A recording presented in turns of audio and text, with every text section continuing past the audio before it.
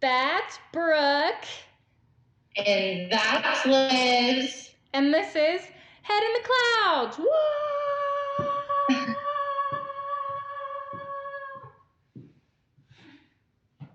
Wait, Liz, where'd you...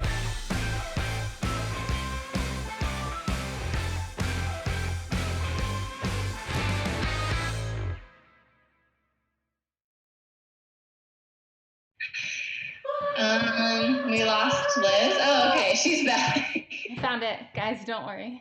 Got lost in the clouds. Oh, God. That was a terrible joke. Oh, no. Sorry about that one. It's a two-part series that we're going to do. Today's episode, we're going to focus on primarily on the discovery process that we go through for all of our clients. So it's going to be our whole brand strategy for this client, and it's going to be the whole brand discovery process. And the next episode, we'll talk about other things. So, dun, dun, dun, dun, the branding process, Day Cloud branding process. We call it the Day Cloud Brand Cloud. I made it up. I trademarked it. Basically, what we do is we take our clients through a series of discovery sessions. We call them... Oh, sorry. Go ahead. No, Brooke. Go ahead. I was going to say, first it starts out like a serious cloud, and then we go into the cumulonimbus. No, stop. Okay, so what we do is in our first session, it's called our discovery meeting. And essentially what we do is we ask the clients like a whole list of questions. Some of them are like, it starts out pretty serious and like a lot of the questions make sense, but I always try to warn the clients that by the end, the questions are not going to make sense and they're not supposed to make sense, and they just have to trust that like we need them to answer those for us. So anyway, so what we like to do is we like to start out with like first just like overall stuff about the business, like how many employees do you have, how long have you been operating, tell us how the company got started, just kind of like the generals, about like a general company overview. Mm-hmm. And then go ahead. We just try to get to know them, get to know who they are, what their voice is, just everything that we can possibly cram into 2 hours. Yeah. That we can know about them. Yeah, that's true. We do try to tell them that it's going to be a couple-hour meeting, and we have snacks, so it's really not that bad. Yes, so I always try to have some sweet and salty snacks. Usually it's peanut butter M&Ms, and then I don't let Michaela set them out because I want them all for myself, and I don't want to share. The best part is 9 times out of 10, nobody eats the snacks, so then seriously, we just have a bunch left over. Yeah, that's true. That's really why we do it. So we'll get sweet and salty, popcorn, peanut butter M&Ms ish. And then if it's in the afternoon, we'll get drinks for clients, because oftentimes if they're going to spend a couple hours with us, I need them to be a little relaxed too, so that they get their juices flowing. So I think that's helpful. We have certain clients that we know not to have lunch meetings with.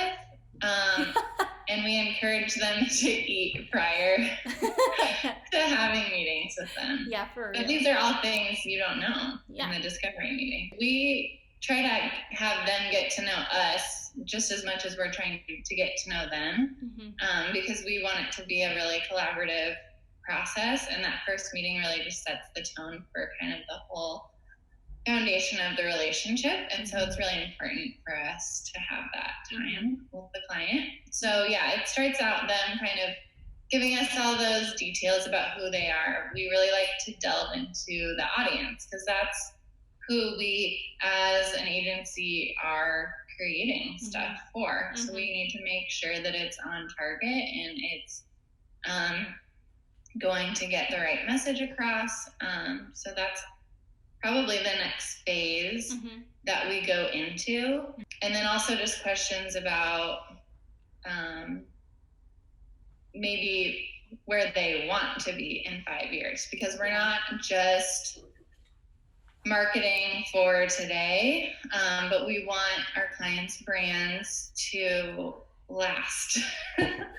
Another question that I think is super helpful for us is the question, what are other brands that your customers engage with? So like, do your customers like Apple products, or do they prefer PCs? Do your customers like Lululemon, or do they like Target? You know, like different things like that. So like, we'll ask them, you know, what are some of the other brands that your customers love and you see them engaging with often? Yeah. And that gives that's us kind of go ahead. I was just gonna say that gives us a good idea for, like, you know, what are some of those other brands that our client is, one, associating with themselves, and then two, that our client thinks that their target audience is after. Like, we had a client, a construction-ish client, and he was saying that he thinks of Patagonia as a good kind of similar vibe. Yeah. And so it doesn't even have to be, you know, if you're a subscription business, what's another subscription that your clients are using? It can be something random like that, but that actually is really helpful when you're trying to get into the minds of your consumer. And also, a quick note about this, we're gonna link a Google Doc to all of the questions that we ask clients in our discovery meeting. We're gonna have a link to the Google Doc in the comments or in the notes below of this video. So if you want to have access to all those questions, that way you don't have to be, I don't know, writing them down as we're talking, we'll link to that so that you have that as a resource. Yeah, and I would say too, we kind of edit those based on the client. So if we have someone coming in only for branding, we have our branding questions. But if we have someone coming in wanting to do some paid ads, we have other questions that we need to ask during that discovery time. Yeah. So then we always like to, typically these meetings, like we said earlier, are pretty long. And so I like to save our fun, weird questions for the end a little bit, because they've already come this far and usually they're a little more relaxed with us and more comfortable with us. So it's easier for me to ask these, what some people would consider off the wall questions. And they are more likely to laugh about it instead of think, what the heck are these Daycloud people doing? Honestly, I feel like people are relieved because towards the end, people's attention spans are kind of dwindling, and it's kind of a really fun way to just end the meeting. These questions are off the wall, and a lot of the time we are using them for the project and for the brand. But what I've noticed is it actually helps us get to know the actual people that we're working with, because they are able to show more of their personality when they're answering these questions. Yeah. So it's kind of a twofold. Yeah, absolutely. So one of the questions we ask is, what is your company's spirit animal? And that always gets some really good answers. Some of my favorite answers were a lady lion, not a tigress, a lady lion. We've had way too many clients say a unicorn. So many that I'm like, okay, come on. You can't say unicorn. Don't say unicorn. I'm tired of that answer. What were some other good ones? I think somebody said an otter. We had some lions. A lot of lions. Not as many as unicorns, but a lot of lions. So then another question that we ask is, if your company brand could have a spokesperson, whether they're dead or alive, who would that spokesperson be? And that question has actually been super valuable for us, because it lets us know, like, you know, if somebody says, so one of our last meetings, we had somebody say John Wayne. And I was like, that helped creates such a good picture in my mind of who these people saw themselves as, like who this company saw themselves as. And so like, they kind of saw themselves as old school, cowboy,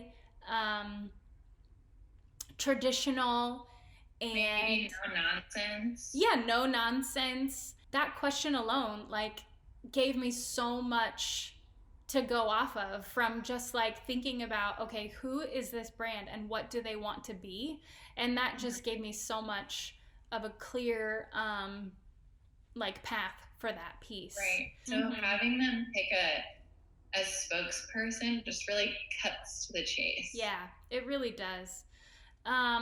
Another really good question that we always ask is, if your brand were a type of car, what kind of car would it be? And then we also ask if your brand were a type of beverage. Sometimes I say cocktail. Some of our clients don't drink, and so sometimes I'll say beverage, but usually I'll say cocktail. So what kind of cocktail would you be if your brand were a cocktail? And so that always helps give us good ideas. If they say black coffee, then I know that kind of like the John Wayne piece, like they're no nonsense, no frou, that kind of stuff. Or if they say the Mad Men's drink, what is that drink? I can't remember.